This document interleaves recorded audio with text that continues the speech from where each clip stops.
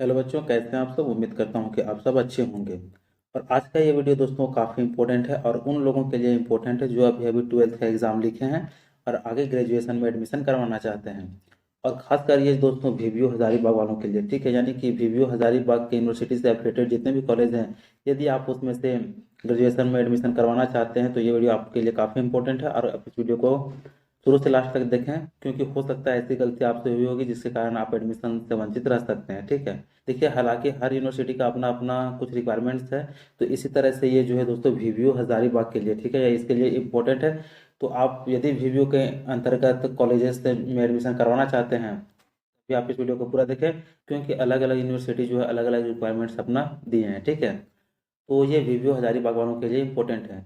तो देखिए दोस्तों, सबसे पहला आप लोगों को समझना होगा कि सीयूटी जो एग्ज़ाम अभी है, ठीक है, यानी कि कॉमन यूनिवर्सिटी एंट्रेंस टेस्ट जो होगा, आप इस फॉर्म को फिलअप करेंगे और इस टेस्ट को देंगे, उसके बाद ही आप एडमिशन ले सकते हैं। बिना इसके एडमिशन नहीं ले सकते हैं। सबसे पहला बात तो ये समझना है। इस एग्ज़ाम का जो एजेंसी है क्या है, तो नेशनल टेस्टिंग एजेंसी यानी कि एनटीए के द्वारा इसका एग्ज़ाम जो है कंडक्ट कराया जाएगा और सीयूटी का एग्ज़ाम लिया जाएगा, ठीक है। तो इसमें से देखिए, एक ये भी इम्पोर्टेंट पॉइंट है कि आप बिना सीयूटी का एडमिशन नहीं ले सकते हैं, ठीक है। आपका चाहे कोई सा भी कॉलेज हो, यदि वो वीवीओ से एफिलिएटेड है तो आप उसमें बिना सीयूटी दिए एडमिशन नहीं ले सकते हैं। तो इसके लिए आपको सीयूटी देना ज़रूरी है। तो आप इस चीज़ को समझ लेंगे, ठीक है। और चूँकि देखिए, फॉर्म फिलअप करने का जो डेट है वो 26 मार्च 2024 तक लास्ट डेट है। तो आप इससे पहले या इस डेट तक फॉर्म को जरूर फिलअप कर लें, क्योंकि हो सकता है इसके बाद आप लोगों को टाइम नहीं मिले और आप फिर आप हो सकता है इस साल एडमिशन ना लें। तो इससे अच्छा कि आप फॉर्म को जरूर फिलअप कर लें। और इसमें और भी इम्पोर्टेंट बात है, अभी तो हम लोग एक बात करें कि हम लोग को सीयूटी लिखना जरूरी है। अब सीयूटी से रिलेटेड जितने सारे भी इंपॉर्टेंट पॉइंट्स हैं उन सारे के बारे में हम लोग बात करते हैं। तो देखिए, पहला आता है कि किस ऑनर्स के लिए किस सब्जेक्ट का एग्जाम दें। यदि हो सकता है आप बीएससी करेंगे, बीकॉम करेंगे, बीए करेंगे, बीए में भी बहुत सारा सब्जेक्ट है, बीकॉम में भी है, बीएससी में भी है, तो क्या सारे के लिए एक ही टेस्ट देना पड़ेगा या फिर अलग अलग टेस्ट होगा। और हो सकता है कोई बोले नहीं, हम बीए करेंगे तो उसमें हम हिस्ट्री लेंगे, कोई पॉलिटिकल लेगा, कोई हिंदी लेगा, कोई इंग्लिश लेगा। तो हर प्रकार का, यानी कि बीए में जितना सारा सब्जेक्ट है उसमें तो स्टूडेंट लेंगे ही। तो क्या सारे के लिए एक ही टेस्ट होगा या फिर सबको अलग अलग टेस्ट देना पड़ेगा। तो ये जो है दोस्तों बहुत ही कंफ्यूजन वाला चीज़ है। तो इस चीज़ से रिगार्डिंग यदि आप भी कंफ्यूजन है, आपके मन में भी कंफ्यूजन है, तो आप इस वीडियो को पूरा देखें, क्योंकि मेनली जो हम लोग का ये वीडियो है उसी पे है। यानी कि इसमें सारा आप जो है आपका क्लियर हो जाएगा, किसी प्रकार का कोई डाउट नहीं रहने वाला है, ठीक है। अब इसमें क्या है कि सभी पेपर में एग्जाम देना जरूरी है। तो चूंकि जानते हैं कि जो 3 पेपर है, 3 पेपर लेने तक आपका जो फॉर्म का नाम है वो एक फिक्स है, ठीक है, सारे का फिक्स कर दिया है। ये उसके बाद जैसे ही आप सब्जेक्ट को बढ़ाते हैं तो उसके बाद आपका जो है एडिशनल चार्ज भी लगते जाता है। तो ये भी देखना होगा। और आपको कौन सा ऑनर्स लेना है तो उसके लिए क्या क्या पढ़ना पड़ेगा। मान लेते हैं कि किसी का जो है वो मैथ ऑनर्स करना है, ठीक है। तो मैथ ऑनर्स के लिए उसको किस चीज़ में सीयूटी में एग्ज़ाम देना पड़ेगा, यानी कि किस सब्जेक्ट में उसको टेस्ट देना पड़ेगा, ताकि उसका जो है मैथ ऑनर्स में एडमिशन हो जाए। तो आप इस वीडियो को स्किप बिल्कुल भी ना करेंगे, क्योंकि वीडियो को स्किप करने से हो सकता है किसी पॉइंट को ना सुन पाए और वह पॉइंट आपसे मिस हो जाए। तो देखिए, इसमें क्या है ना कि सेक्शन 1, सेक्शन 2, सेक्शन 3, क्या तीनों सेक्शन का जो है वो टेस्ट देना जरूरी है, यानी कि तीनों सब्जेक्ट जो है उससे टेस्ट देना जरूरी है, या फिर कोई एक सेक्शन से ही हो जाएगा। फिर आता है कि आपका फॉर्म भरने में गलती भी हो गया क्या। हो सकता है कि कई सारे स्टूडेंट का होगा फॉर्म फिलअप करने में गलती हो गया, उस टाइम हो सकता है ध्यान नहीं दिए होंगे, तो कुछ गलती हो गया होगा। तो उनके लिए भी काफ़ी इंपॉर्टेंट है। तो आप इस वीडियो को पूरा देखें। तो चलिए, यहाँ तक इंट्रो था, अब यहाँ से हम लोग वीडियो को स्टार्ट करते हैं। तो चलिए, यहाँ से हम लोग देखते हैं कि वैसे स्टूडेंट जिनका फॉर्म फिलअप करने में गलती हो गया है, यहाँ से वो देखेंगे, ठीक है। पहले उन्हीं लोगों के बारे में हम लोग बात करते हैं। तो चलिए, यहाँ सबसे पहले देखते हैं, यहाँ पे देख पा रहे होंगे कि important information in dates at glance. तो यहाँ पे हम लोग आगे बढ़ते हैं। तो यहाँ से देखिए, सबसे पहले क्या है कि online submission of application form, ये जो है दोस्तों 27 फरवरी से 26 मार्च 2024 तक फिलअप होगा। तो यदि आपने अभी तक नहीं किया तो फॉर्म को फिलअप जरूर कर लेंगे, ठीक है। अब यहाँ से है कि जिन लोगों को गलती हो गया है, तो जिन लोगों को का गलती हो गया फॉर्म में, वो क्या करेंगे कि यहाँ पे देख सकते हैं कि क्या लिखा हुआ है कि करेक्शन इन पार्टिकुलर्स। तो कुछ कुछ आपको पार्टिकुलर मिलेगा जिसमें करेक्शन होगा, सारे करेक्शन आप नहीं कर सकते हैं। तो अब क्या होगा नहीं होगा ये तो देखा जाएगा फॉर्म फिर खुलने के बाद। तो इसका जो डेट है वो दोस्तों 28 मार्च और 29 मार्च, यानी कि 2 दिन आपको टाइम मिलेगा 11:50 PM तक। तो आप उस दिन तक फॉर्म को करेक्शन कर लेंगे। आपका किसी प्रकार का गलती हुआ होगा तो आप वहाँ पे जो जो करेक्ट संभव है उस चीज़ को आप करेक्ट कर सकते हैं, ठीक है। तो डेट को याद रखेंगे, 28 मार्च और 29 मार्च। तो फिर देखिए, नेक्स्ट है कि एग्ज़ाम होगा, ठीक है। तो किस सिटी में आपका एग्ज़ाम का सेंटर जो पड़ेगा वो 30 अप्रैल 2024 को पता चल जाएगा। और एग्ज़ाम जो है वो 15 मई से 31 मई 2024 के बीच कंडक्ट होगा। ठीक है, तो आप यहाँ से डेट को इम्पोर्टेंट मान लेंगे और इस डेट को ध्यान में रखकर अपनी तैयारी को बेहतर करेंगे। ठीक है, तो चलिए फिर हम लोग नेक्स्ट करते हैं। जो लोग नहीं फिलअप कर पाए हैं तो उनको सब्जेक्ट कॉम्बिनेशन किस तरह से करना है। कहने का मतलब है कि ऑनर्स के हिसाब से ही आपको टेस्ट देना पड़ेगा, अन्यथा आपका टेस्ट का कोई मतलब ही नहीं होगा। ठीक है, क्योंकि हो सकता है आपका एडमिशन लेना रहे बीएससी में, बीएससी में भी बहुत सारा सब्जेक्ट आपको मैथ्स में लेना रहे और आप किसी दूसरे सब्जेक्ट के लिए क्वालिफाई हैं और यहाँ फिलअप किया मैथ्स का, तो फिर ऐसे में गलती हो जाएगा ना। तो चलिए किस सब्जेक्ट के लिए क्या है वो चीज़ हम लोग देखते हैं। ठीक है, तो चलिए दोस्तों यहाँ पे क्रोम को ओपन करके हम लोग जो है सो पार्टिसिपेटिंग यूनिवर्सिटीज़ पे आ गए हैं। ठीक है, यानी कि कुछ यूनिवर्सिटी है जो इसमें भी सीयूटी के अंतर्गत पार्टिसिपेट नहीं कर रहे, तो उनमें बिना सीयूटी का भी एडमिशन हो जाएगा। लेकिन जो कॉलेज में पार्टिसिपेट कर लिए हैं उसमें सीयूटी के अंतर्गत ही एडमिशन हो पाएगा। ठीक है, तो चलिए यहाँ से हम लोग देखते हैं कि कौन कौन से यूनिवर्सिटीज़ पार्टिसिपेट किए हैं। तो देखिए यहाँ पे कुछ यूनिवर्सिटी जो है सेंट्रल यूनिवर्सिटी भी है। ठीक है, तो इसमें हम लोग को नहीं देखना है क्योंकि ये वीडियो जो है वो स्पेशली विनोबा भावे यूनिवर्सिटी हजारीबाग के लिए है। ठीक है, तो फिर चलिए यहाँ से हम लोग आगे बढ़ते हैं, इसे स्क्रॉल करते जाते हैं, आगे करते जाएंगे। ठीक है, तो चलिए यहाँ पे हम लोग देख लेते हैं। चूँकि चलिए यहाँ पे देखिए, यहाँ से हम लोग को दिख जा रहा है कि स्टेट यूनिवर्सिटी है। ठीक है, तो स्टेट यूनिवर्सिटी में हम लोग देखेंगे। अब यहाँ से हम लोग नीचे स्क्रॉल करते जाते हैं, तो चलिए यहाँ पे देखते जाते हैं। यहाँ से देखिए कहाँ कहीं पे रिव्यू है, तो हाँ देखिए यहाँ पे आ गया। ठीक है ना, यहाँ से आप लोगों को दिख रहा होगा विनोबा भावे यूनिवर्सिटी। ठीक है, तो यही इसी कॉलेज के बारे में हम लोग बात करेंगे, यानी कि विनोबा भावे विश्वविद्यालय हजारीबाग। तो चलिए इस पर हम लोग क्लिक करते हैं और आगे के क्राइटेरिया को समझते हैं। इस पर हम क्लिक किए। ठीक है, तो ये देखिए ओपन हो रहा है। इसका लिंक डिस्क्रिप्शन में, आप वहाँ से खुद से भी विजिट कर सकते हैं। ठीक है, तो चलिए आगे ओपन हो रहा है। तो चलिए ये पेज ओपन हो चुका है। ठीक है, आप खुद से भी ट्राई कर सकते थे। यहाँ पे देखिए विनोबा भावे यूनिवर्सिटी इसी के बारे में खुल गया। अब यहाँ से हम लोग सारी चीज़ को देखते जाते हैं। ठीक है, चलिए यहाँ पे देख पा रहे हैं, ये यहाँ से हम लोग देखते हैं। चलिए, तो देखिए दोस्तों क्या है कि डिग्री है, तो आप कौन सा डिग्री लेना चाहते हैं। ये डिग्री है प्रोग्राम या कोर्स ऑफर, जो यूनिवर्सिटी कोर्स को ऑफर कर रही है। अब फिर आता है डोमेन या जनरल या फिर optional language map to the programs. ठीक है, ये एलिजिबिलिटी फॉर द प्रोग्राम। अब हम लोग एक यहाँ से देखते हैं, उसके बाद सारा को समझेंगे। ठीक है, पहले क्या है कि 4 year under graduate program FYUGP under NEP 2020। इसमें क्या है कि under graduate program in humanities and social sciences, ये सोशल साइंस का सब्जेक्ट है और इसमें क्या है हिंदी है। ठीक है, यानी कि ये यदि आपको हिंदी ऑनर्स रखना चाहता है ये उसके लिए है। तो हर एक सब्जेक्ट का इसी तरह से, तो यहाँ पे जैसे कि हम लोग हिंदी ऑनर्स के लिए देख रहे हैं, तो उसमें क्या है कि सेक्शन ए में लैंग्वेज टेस्ट हिंदी हिंदी। ठीक है, यानी कि आपका सीयूटी का एग्ज़ाम है, आप केवल हिंदी पेपर का वहाँ पे एग्ज़ाम देंगे और उस एग्ज़ाम के बेसिस पे ही आपका एडमिशन होगा। इसमें आपको कोई मतलब नहीं है जनरल टेस्ट देने का या तो फिर और किसी दूसरे इंग्लिश सब्जेक्ट का या तो फिर किसी डोमेन सब्जेक्ट का चूज करने का, ये सब कोई मतलब नहीं है। ठीक है, आप सिंपली यदि हिंदी ऑनर्स लेना चाहते हैं तो आपको हिंदी का टेस्ट देना पड़ेगा, यानी कि जो हिंदी लैंग्वेज पेपर है उसका टेस्ट देना पड़ेगा और इसी पे के बेसिस पे आपका जो एडमिशन हो जाएगा। ठीक है, फिर नेक्स्ट देखते हैं यहाँ पे एलिजिबिलिटी फॉर द प्रोग्राम। अब यहाँ पे देखिए दोस्तों, इसको पूरा पढ़ेंगे तो इसमें साफ साफ यही लिखा हुआ है। ठीक है, कि आप जो है वो 12th पास होना चाहिए, यानी कि 12th पास में आपको मिनिमम जो यहाँ पे देख सकते हैं कि 33% होना चाहिए। ठीक है, यदि आप 33% लाते हैं तो आप इसके लिए एलिजिबल हो जाएंगे। इस चीज़ को आप यहाँ से देख सकते हैं। ठीक है, आप पूरा डिटेल में पढ़ सकते हैं। अब चूंकि सारी चीज़ को अगर हम लोग पढ़ते रहें तो वीडियो काफ़ी लंबी हो जाएगी, तो इससे अच्छा है कि हम लोग जो काम का चीज़ है उस चीज़ को हम लोग पढ़ेंगे, क्योंकि 12th का एग्जाम दिया है तो आखिर वो लोग पास करेंगे तभी तो एडमिशन लेंगे, पास होंगे इसके बाद इसमें एडमिशन ले सकते हैं। फिर चलिए नेक्स्ट यहाँ पे हम लोग देखते हैं नेक्स्ट सब्जेक्ट के लिए। तो यहाँ पे देखिए क्या है ना कि under graduate program in humanities and social sciences English, ये इंग्लिश के लिए, यानी कि कोई इंग्लिश ऑनर्स रखना चाहता है तो उसके लिए क्या है, उसको लैंग्वेज टेस्ट इंग्लिश का देना पड़ेगा, यानी कि इसी के मेरिट पे जो है वो एडमिशन होगा। तो देखिए एडमिशन जो दोस्तों रिव्यू के अंतर्गत जितना भी कॉलेज आता है उन सारे में यही प्रोसेस रहने वाला है। ठीक है, तो अब रिव्यू के अंतर्गत कोई सा भी कॉलेज में एडमिशन लेना चाहते हैं तो यहाँ पे जो टेस्ट मेंशन किया गया उसको देना पड़ेगा। ठीक है, तो चलिए यहाँ पे देखें कि इंग्लिश ऑनर्स वालों के लिए इंग्लिश का टेस्ट देना पड़ेगा। फिर नेक्स्ट आ जाता है, आगे हम लोग बढ़ाते हैं तो यहाँ पे देखिए यहाँ किया है कि संस्कृत वालों के लिए। ठीक है, ये संस्कृत आप यदि ऑनर्स रखना चाहते हैं तो आपको संस्कृत का एग्जाम देना पड़ेगा।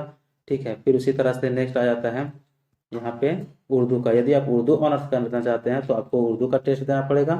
फिर इसी तरह से नेक्स्ट आगे बढ़ते हैं बंगाली का। ठीक है, यानी कि आप जो है बंगाली ऑनर्स करना चाहते हैं तो आपको बंगाली का टेस्ट देना पड़ेगा। ठीक है, फिर आगे हम लोग यहाँ से बढ़ते जाते हैं, तो देखिए फिर आ जाता है फिलोसॉफी का।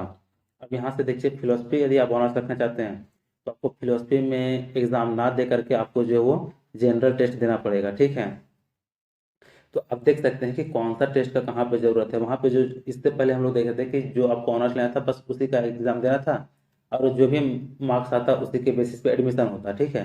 तो अब यदि फिलोसफी का यहाँ पे देखिए चेंज हो गया कि फिलोसफी यदि आप लेना चाहते हैं उसके लिए आपको जो है जनरल टेस्ट देना पड़ेगा। इसके लिए आपको अगर कोई भी सब्जेक्ट का टेस्ट देते हैं तो जो कोई मतलब नहीं रहेगा, ठीक है।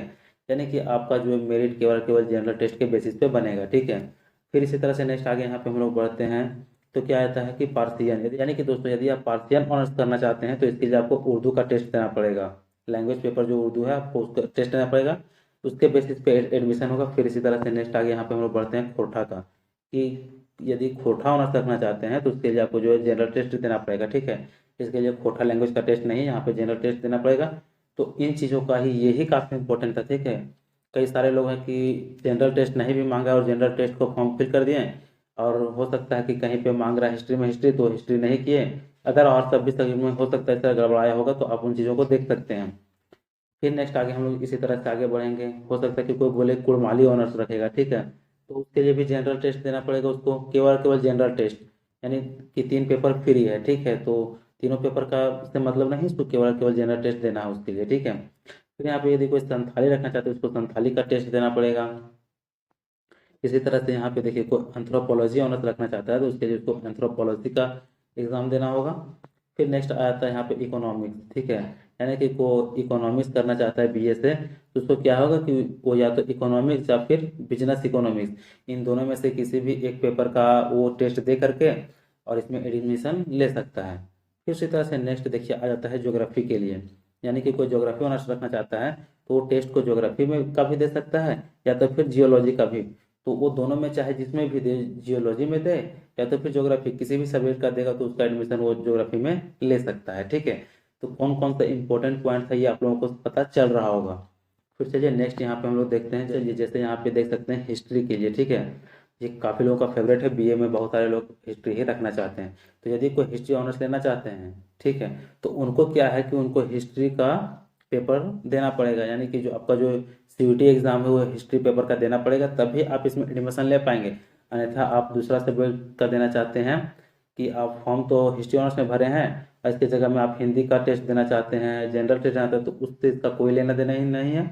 हाँ, दूसरे यूनिवर्सिटी के लिए अलग अलग हो सकता है, ठीक है, रिक्वायरमेंट्स अलग अलग हो सकता है, लेकिन ये स्पेशली वीवीयू के लिए, तो यहाँ पे वीवीयू में हिस्ट्री जैसे कि यहाँ पे है तो हिस्ट्री के लिए हिस्ट्री का पेपर ही देना अनिवार्य है, ठीक है। इसी पे आपका जो है मेरिट बनेगा। फिर नेक्स्ट इसी तरह से यहाँ पे हम लोग देखते हैं तो होम साइंस वालों के लिए क्या है कि होम साइंस का ही देना पड़ेगा, ठीक है। फिर इसी तरह से नेक्स्ट आगे यहाँ पे हम लोग बढ़ते हैं। अब यहाँ पे आ जाता है कि लेबर एंड सोशल वेलफेयर, तो यदि ये ऑनर्स से करना चाहते हैं तो उसके लिए जनरल टेस्ट देना पड़ेगा, यानी कि जनरल टेस्ट से उनका एडमिशन होगा। फिर नेक्स्ट उसी तरह से आ जाता है पॉलिटिकल साइंस, ठीक है। पॉलिटिकल साइंस के लिए पॉलिटिकल साइंस का ही पेपर देना पड़ेगा। फिर नेक्स्ट इसी तरह से आगे हम लोग देखते जाते हैं इसे। तो यहाँ पे देखिए साइकोलॉजी है, अब यदि आप साइकोलॉजी ऑनर्स रखना चाहते हैं तो उसके लिए आपको जो साइकोलॉजी का टेस्ट देना पड़ेगा, ठीक है। फिर देखिए यहाँ पे उसी तरह से सोशियोलॉजी का है कि यदि आप सोशियोलॉजी ऑनर्स चाहते हैं तो इसके लिए आपको सोशियोलॉजी का टेस्ट देना पड़ेगा। फिर यहाँ पे नेक्स्ट इसी तरह से यहाँ पे आगे क्या आ गया कि बोटानी का है, ठीक है। तो आप यदि बॉटनी ऑनर्स रखना चाहते हैं तो देखिए ऑप्शन किस तरह से खुल रहा है, ठीक है। कि यदि आप बॉटनी ऑनर्स रखना चाहते हैं तो इसके लिए आप बायोलॉजी का भी टेस्ट दे सकते हैं, बायोलॉजिकल स्टडीज़ का भी, बायोटेक्नोलॉजी का भी और बायोकेमिस्ट्री का भी, ठीक है।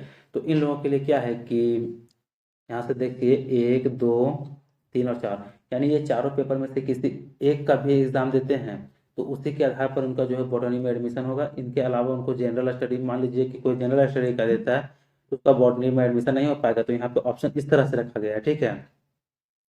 यहाँ देखिए एक सब्जेक्ट के लिए आप 4 पेपर, इन चारों में से किसी एक में टेस्ट दे सकते हैं, जबकि और पिछला सब्जेक्ट में हम लोग देखें तो जो सब्जेक्ट था उसी में टेस्ट था, लेकिन इसमें ऐसा कुछ भी नहीं है, ठीक है। यहाँ पे 4 सब्जेक्ट का ऑप्शन आप लोग को दिया गया है। फिर इसी तरह नेक्स्ट आगे हम लोग बढ़ते हैं केमिस्ट्री के लिए, तो देख सकते हैं फिर यहाँ से उसी तरह से आप केमिस्ट्री ऑनर्स रखना चाहते हैं तो आपको केवल और केवल केमिस्ट्री का ही पेपर क्वालिफाई करना होगा, ठीक है।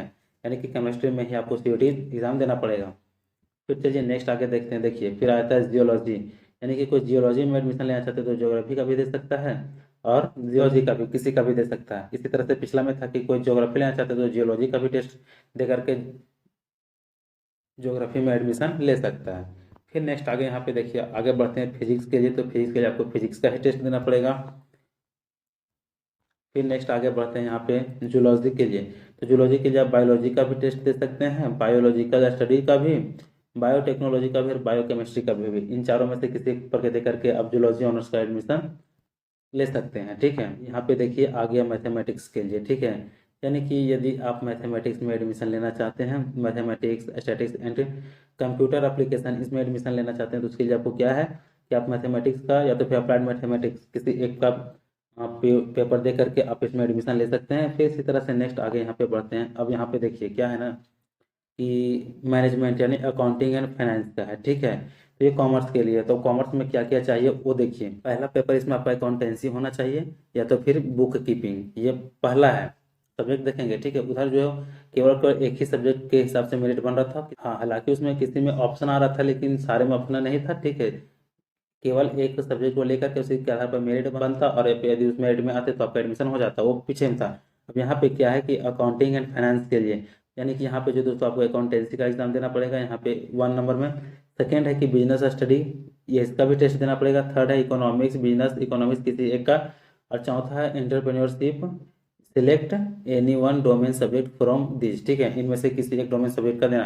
तो देखिए दोस्तों, इसमें यही है कि आपको 4 पेपर इसमें एग्जाम देना है। 4 का एग्जाम देंगे तो चारों के आधार पे मेरिट बनेगा और तब आपका एडमिशन होगा। इसमें ऐसा नहीं कि केवल एक सब्जेक्ट का टेस्ट दिए और जाकर के एडमिशन नहीं, तो इसमें एडमिशन ऐसे नहीं होने वाला। ठीक है, तो इन चीज़ों को आप डिटेल में समझेंगे। तो यहाँ तक देखिए। ठीक है, अब बाकी यहाँ पे खत्म हो गया।